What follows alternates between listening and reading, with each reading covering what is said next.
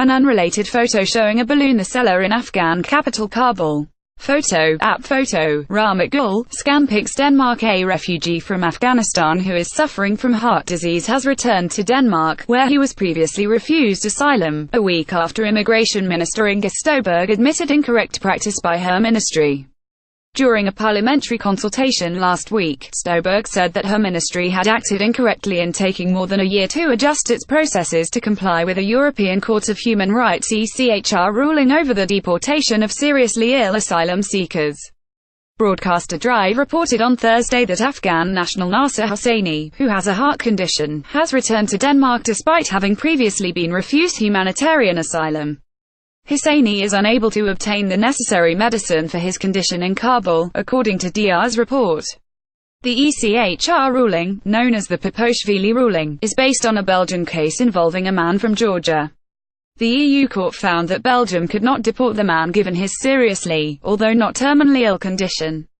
According to the ruling, generally available treatment for the relevant condition in the country to which rejected asylum seekers are returned is not sufficient on its own for expulsion of seriously ill individuals.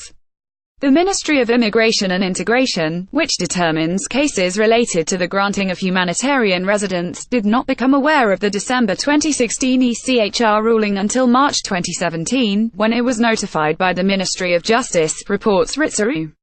Denmark's Scandinavian neighbours Norway and Sweden had both already implemented the ruling into their practices by that time, according to previous reports. It was not until January this year that the Danish Immigration Ministry announced a 4-week freeze on forced expulsions of rejected asylum seekers who are seriously ill while it further assesses the issue. In this instance, there was a regrettable course of events, which I as minister am obviously not satisfied with, Støjberg said at last week's hearing, adding that a heavy workload in her ministry was one of the reasons for the breakdown in correct practice.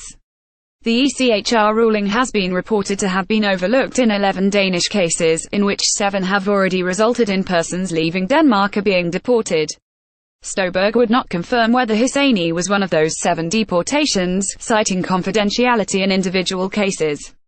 At last week's parliamentary hearing, the minister confirmed that her department would seek to find out where the relevant persons are with a view to reviewing their cases. Read also, Immigration Minister panned by opposition over ill refugee deportation scandal.